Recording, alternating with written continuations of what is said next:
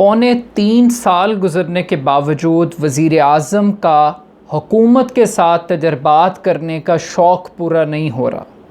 یہی وجہ ہے کہ پونے 3 سال کے دوران چوتھے وزیر خزانہ نے آج حلف اٹھا لیا ہے۔ وزیر اعظم صاحب بار بار تبدیلیاں اس لیے کرتے ہیں کیونکہ گورننس کے سسٹم کو بہتر کیا جائے، مگر بدقسمتی کی بات یہ ہے کہ ہر تبدیلی کے بعد محسوس یہ ہوتا ہے کہ وزیر اعظم کا یہ تجربہ بھی ناکام ٹھہرا۔ اب بدقسمتی کی بات یہ ہے کہ پاکستان میں ایک یونیک وزیر اعظم کے ہونے کی وجہ سے، ان کے یونیک تجربات کی وجہ سے اب عہدے، تقرریاں، کسی کو ہٹانے اور کسی کو لگانے کی خبریں اب بے توقیر ہو چکی ہیں۔ اب لوگوں کو یہ محسوس ہوتا ہے کہ کابینہ کے اندر تبدیلیاں ایک روٹین میٹر ہے، اس میں اب نیوزی ایلیمنٹ ختم ہو چکا ہے۔ اب یہ عہدوں کی بے توقیری کی بنیادی وجہ یہ ہے کہ جب آپ 3 ماہ کے لیے، 18 دن کے لیے، 2 ماہ کے لیے بار بار آپ ایک شخص کو لگائیں گے اور پھر ہٹائیں گے، تو پھر کس وقت وہ کام کرے گا، کس وقت وہ ان اداروں کو سمجھے گا اور پالیسی میکنگ کے اوپر کام کرے گا۔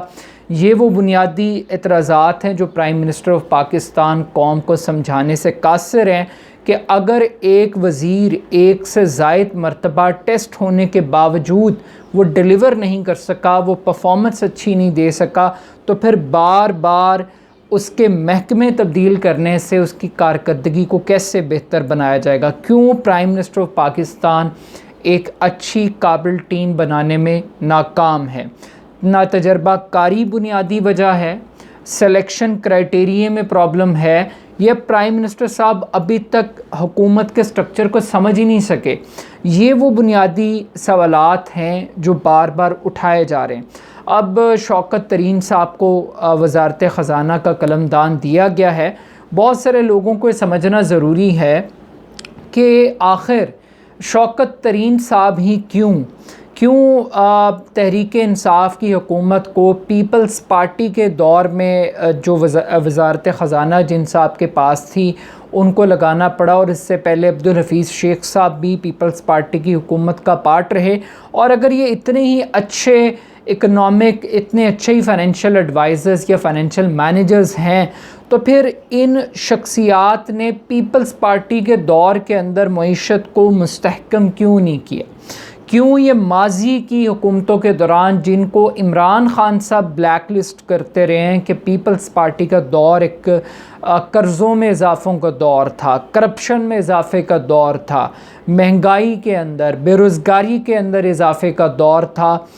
ملکی قرضوں کے اندر بے تحاشا اضافہ ہو، یہ ساری باتیں ہمیں عمران خان صاحب سمجھاتے رہیں۔ اگر اس دور کے فائنینشیل ایڈوائزرز حفیظ شیخ تھے یا شوکت ترین تھے، تو آج وہ شوکت ترین صاحب کیسے الدین کا چراغ رگڑیں گے اور پاکستان کے معاشی مسائل حل ہو جائیں گے؟ عمران خان صاحب کو یہ ضرور قوم کو سمجھانا چاہیے۔ لیکن شوکت ترین صاحب کو لگانے سے پہلے تھوڑا سا ایک پوسٹ مارٹم کر لینا چاہیے، کیونکہ 6 ماہ تک تو وہ بطور وزیر خزانہ کے طور پر اپنے فرائض انجام دے سکتے ہیں، لیکن اس کے بعد ان کو ٹیکنوکریٹس کی نشست کے اوپر یا پھر ایک جنرل نشست کے اوپر ان کو سینیٹر منتخب کروانا پڑے گا، جیسے عبدالحفیظ شیخ صاحب کو سینیٹر منتخب کروانے کی کوشش کی گئی تھی۔ مگر سوال یہ ہے کہ عبدالحفیظ شیخ صاحب کیوں سینٹ کی نشست ہارے؟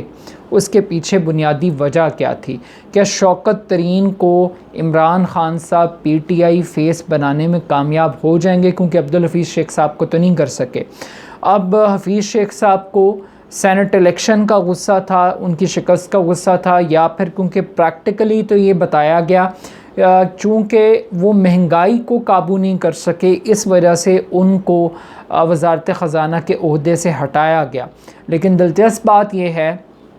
کہ آئی ایم ایف کی تمام شرائط ماننے کا کریڈٹ عبدالحفیظ شیخ صاحب کو جاتا ہے، بجلی مہنگی کرنے کا کریڈٹ، اسٹیٹ بینک کو انڈیپینڈنٹ بنانے کا کریڈٹ، وہ تمام تر معاشی اصلاحات، سو کالڈ معاشی اصلاحات جو آئی ایم ایف چاہتی ہے پاکستان کے ریاستی سٹرکچر کے اندر، وہ تمام تر حفیظ شیخ صاحب نے پوری کی ہیں۔ جب ان کو پورا کر لیا تو پھر قوم کو یہ نوید سنائی گئی کہ چونکہ ملک میں مہنگائی بہت زیادہ بڑھ رہی تھی، لہٰذا اب ہمیں ایک نئے معاشی مینیجر کی ضرورت ہے۔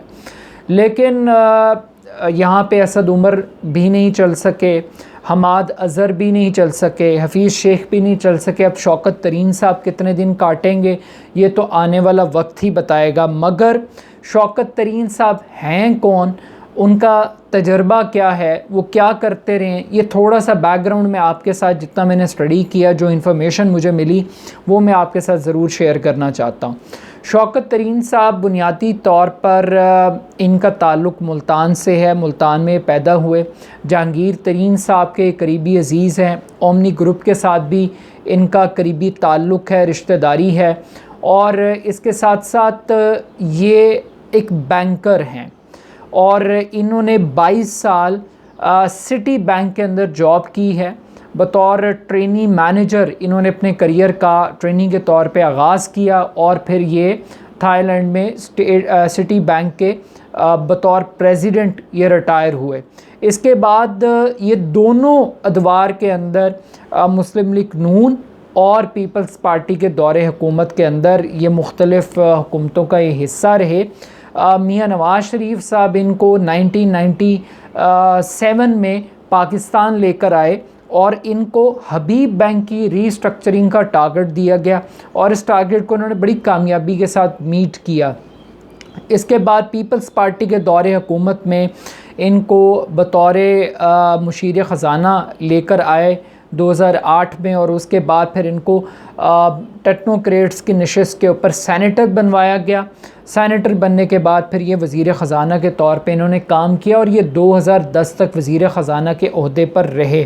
اور اس کے بعد یہ اپنے عہدے سے مستعفی ہو گئے تھے۔ ان کے اوپر کرپشن کے سکینڈلز کے حوالے سے جو رینٹل پاور کا پروجیکٹ تھا اس کے اوپر بھی ان کے اگینسٹ ایک کیس چل رہا تھا، اور اس کیس میں اگرچہ یہ ایک مرتبہ یہ بری بھی ہو چکے ہیں، لیکن جو نیب کی اپیلیں ہیں وہ بھی پینڈنگ ہیں، وہ کیسز ابھی چل رہے ہیں۔ اور اگر ان کے تھوڑے سے فائنینشیل معاملات کی بات کر لی جائے، کیونکہ یہ لوگوں کو سمجھنا بہت ضروری ہے کہ وہ لوگ جو اس ملک کی معیشت کو، ایک عام آدمی کی معیشت کو ٹھیک کرنے کا ٹاسک لے رہے ہیں، جو اس ملک کی معیشت کو چلا رہے ہیں، ان کی ذاتی معیشت کیسی ہے، وہ اپنے ذاتی معاشی معاملات کے اندر کیسے ہیں، یہ لوگوں کو جاننا بہت امپورٹنٹ ہے۔ اب میں اس کی مثالیں اس طرح سے دوں گا کہ جب یہ 2008 کے اندر سینیٹر منتخب ہوئے تو رائٹرز کی رپورٹ یہ کلیم کر رہی ہے، اور انہوں نے دعویٰ کیا کہ سلک بینک کے اندر ان کے 86% ان کے شیئرز تھے سلک بینک میں۔ پھر اس کے بعد 54 کروڑ روپے کی ان کی پراپرٹیز تھیں، ان کے ایسٹس تھے، 2 کروڑ روپے سے زائد ان کے پاس مالیت کی گاڑیاں تھیں، اور تقریباً 3 ارب روپے کی سرمایہ کاری تھی مختلف مالیاتی پروجیکٹس میں، 3 ارب روپے کی،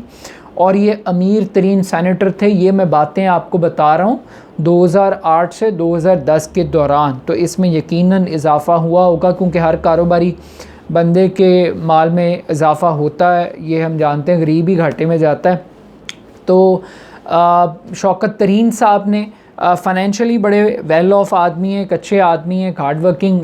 پرسن ہے، لیکن معاملہ یہ ہے کہ جو ایک عام آدمی کی معیشت ہے، جو فوڈ انفلیشن کا شکار ہے، جو چینی مافیا کا شکار ہے، جو آٹا مافیا کا شکار ہے، جو بے روزگاری کا شکار ہے، کیا یہ شوکت ترین صاحب 1 کروڑ نوکریوں کا خواب پورا کر سکتے ہیں؟ کیا جو 50 لاکھ گھر بنانے کے دعوے حکومت نے کیے اور 3 سال کے بعد ابھی ہمیں بیبی سٹیپس لیتا ہوا نظر آ رہا ہے یہ جو گھروں کا پروجیکٹ ہے؟ اس کے علاوہ جو اکانومی کا پہیہ ہے، جو ڈالر کو سٹیبل کرنا ہے، سسٹین کرنا ہے، روپے کی ویلیو کو بڑھانا ہے، کیا یہ اس سارے عمل کے اندر جو سستی بجلی ہے اور آئی پی پیز کے ساتھ معاملات ہیں اور ٹیکسٹائل انڈسٹری کو گرو کروانا ہے اور صرف ایک کنسٹرکشن انڈسٹری سے ہٹ کے باقی جو شعبہ جات ہیں اس کو بھی پاکستان کے اندر بہتری کی جانب گامزن کرنا ہے، کیا یہ سارے معاملات شوکت ترین صاحب کرتے ہیں؟ مگر محسوس یہ ہوتا ہے کہ جو حکومت کے تجربات ہیں اس تجرباتی پیریڈ کے اندر ہوتے ہوئے شاید شوکت ترین صاحب بھی منصور اختری ثابت ہوں گے، کیونکہ اگر وسیم اکرم پلس ثابت ہوتے تو پیپلز پارٹی کے دور کے اندر جب ان کے پاس وزارت خزانہ کی چابی تھی تو دودھ و شہد کی نہریں ضرور بہتی. لیکن ایک بات یہ طے ہے کہ بار بار پورٹ فولیو بدلنے سے کارکردگی میں تبدیلی نہیں آ رہی. تو آئی تھنک کہ عمران خان صاحب کو چہرے بدلنے کی بجائے اپنی سوچ کو بدلنے کی، اپنے انداز کو بدلنے کی ضرورت ہے. اور کچھ لوگ یہ کہتے ہیں کہ وزارتیں تو بہت بدلنی، ایک مرتبہ ہمیں وزیر اعظم کو بھی تبدیل کرنا چاہیے، کیپٹن آف دی شپ کو بھی چینج کرنے کا تجربہ کرنا چاہیے، شاید اس سے گورننس کے ماڈل کے اندر تھوڑی سی تبدیلی آ جائے. اور اس سے بڑھ کے ایک اور بڑی اہم تبدیلی ہوئی، وہ وزارت اطلاعات کے قلمدان کی تھی جو فواد چودھری صاحب کو دیا گیا. اب فواد چودھری صاحب بڑے کمپٹنٹ ہیں، لائر بھی ہیں، انہیں میڈیا گمکس بھی آتی ہیں، میڈیا کو ہینڈل کرنا بھی آتا ہے، ان کو یہ پتہ ہے کہ کون سا سودا بکتا ہے. سائنس اینڈ ٹیکنالوجی کی وزارت کے اندر بھی انہوں نے اپنی بڑی اچھی دکان چلائی تھی فواد چودھری صاحب نے. لیکن پھر وہی بڑا اہم سوال ہے کہ آخر ان سے وزارت اطلاعات کا قلمدان لیا کیوں گیا تھا؟ کیا جس اکنامک ماڈل کی، میڈیا کے، ٹی وی چینلز کی اکانومی کے حوالے سے فواد چودھری صاحب کے جو خیالات ہیں کہ ان کو اپنا ریونیو ماڈل تبدیل کرنا پڑے گا ٹی وی چینلز کو، تو کیا جو ٹی وی چینلز کے مالکان ہیں ان کے ساتھ فواد چودھری کے تعلقات بہتر ہو سکتے ہیں؟ کیا وہ جس بزنس ماڈل کی جانب گامزن ہے فواد چودھری صاحب، وہ لوگوں کو ڈیجیٹل میڈیا کی طرف لے جانا چاہتے ہیں؟ کیا جو کنونشنل میڈیا ہے وہ فواد چودھری صاحب کو سپورٹ کرے گا ان کی وزارت اطلاعات کے دوران؟ اور جس سینسرشپ کی اور جس لبرل ایپٹیچیوڈ کے ساتھ فواد چودھری صاحب کام کرتے ہیں، یقیناً وہ ایک اچھی سلیکشن ہے، لیکن مجھے لگتا ہے کہ جو اسٹیٹس کو کی فورسز ہیں وہ شاید فواد چودھری صاحب کو ایکسیپٹ نہ کریں. لیکن at the end of the day حکومت کی موجودہ تبدیلیاں یہ ثابت کر رہی ہیں، یہ پروف کر رہی ہیں کہ اب عہدے معتبر نہیں رہے. اب عہدوں کے اندر کون آتا ہے کون جاتا ہے یہ بھی اب with the passage of time immaterial ہوتا جا رہا ہے. اب اس میں کوئی سرپرائز، کوئی نیوزی ایلیمنٹ کہ وزارت خزانہ کس کے پاس جا رہی ہے، کون سا وزیر کہاں تبدیل ہو رہا ہے. تو آئی تھنک یہ جو میوزیکل چیئر ہے عمران خان صاحب کی، اس تجربات کو کسی سٹیج کے اوپر تو اینڈ ہونا چاہیے اور کوئی فائنل کنکلوژن کو، فائنل ٹیم تو آنی چاہیے. یہ نہیں کہا جا سکتا کہ عمران خان صاحب کو موقع نہیں ملا ٹیم کو سلیکٹ کرنے کا اور تجربات کرنے کا. آئی تھنک عمران خان صاحب کے پاس کوئی جواز نہیں ہوگا، تو ان کو سوچنا چاہیے